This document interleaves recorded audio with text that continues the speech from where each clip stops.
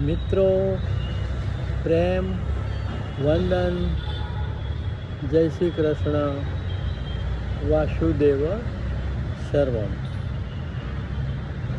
બ્રહ્મલીન સ્વામી રામસુખદાસજીએ અધ્યાત્મને એક જ વાક્યમાં કહ્યું છે કે દરેક મનુષ્ય એ ભાવ ક્રિએટ કરવો પડે કે હું શરીર નથી, શરીર મારું નથી, હું ભગવાનનો છું અને ભગવાન મારા છે. એટલે કે જે નાશવંત છે એ કશું આપણું સ્વરૂપ નથી. જે નિત્ય નિરંતર વર્ધમાન આનંદ આપે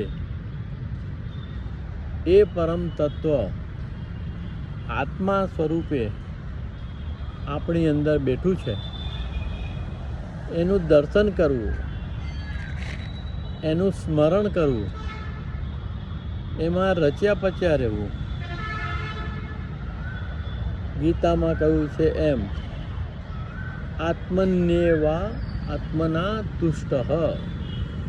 જે આત્માથી આત્મામાં તુષ્ટ રહે છે એ સ્થિત પ્રજ્ઞ છે. ભગવાન કૃષ્ણ એવું કહે છે, આત્મન્યેવા આત્મના તુષ્ટ. અને એ પછી જે તમને બ્રાહ્મી સ્થિતિ મળે છે એની વાતો શબ્દોમાં કરીએ એટલી ઓછી છે, આમ તો કરાય પણ નહીં. તો આવી એક નાનકડી આધ્યાત્મિક રચના રજૂ કરું છું. મારામાં નથી મારું શરીર,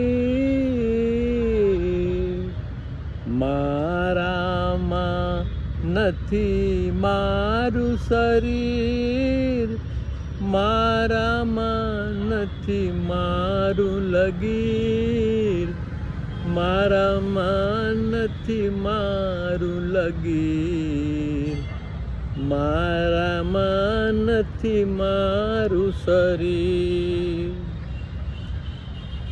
ચિદાનંદ રૂપે શિવોહમ, ચિદાનંદ રૂપે શિવોહમ, પરમાનંદે મારું ખમે. ચિદાનંદ રૂપે શિવોહમ, પરમાનંદે મારું ખમે. મારામાં નથી મારું લગે, મારામાં નથી મારું શરીર. અનન્ય ભાવે યોગારૂઢ છું, અનન્ય ભાવે યોગારૂઢ છું, ગુણાતીત આ મારું શરીર. અનન્ય ભાવે યોગારૂઢ છું, ગુણાતીત આ મારું શરીર. મારામાં નથી મારું લગીર, મારામાં નથી મારું શરીર.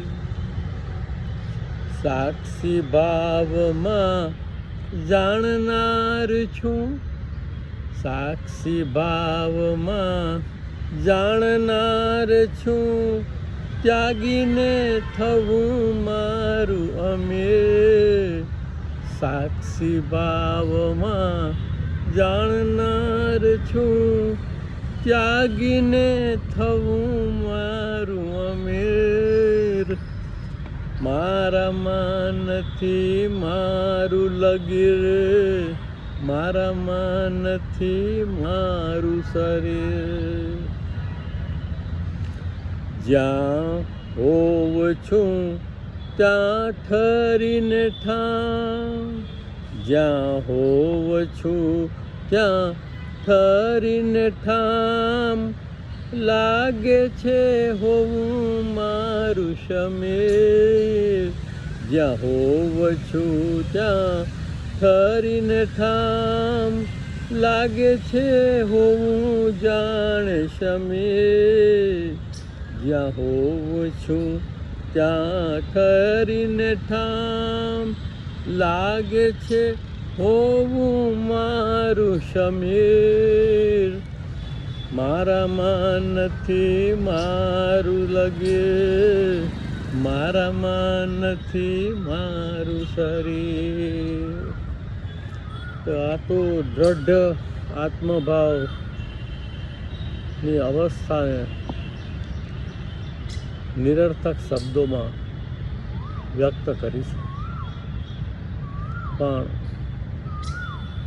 વર્તમાન અનેરો છે.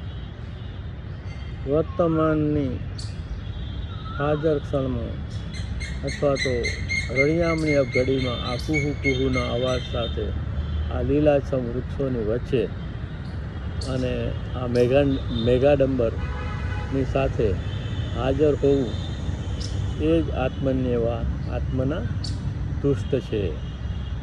એ જ ખરું જીવન છે. એ જ ખરેખરાયુની અનંત યાત્રા છે. પ્રેમ વંદન. જય શ્રી કૃષ્ણ. વાસુદેવ સર્વમ.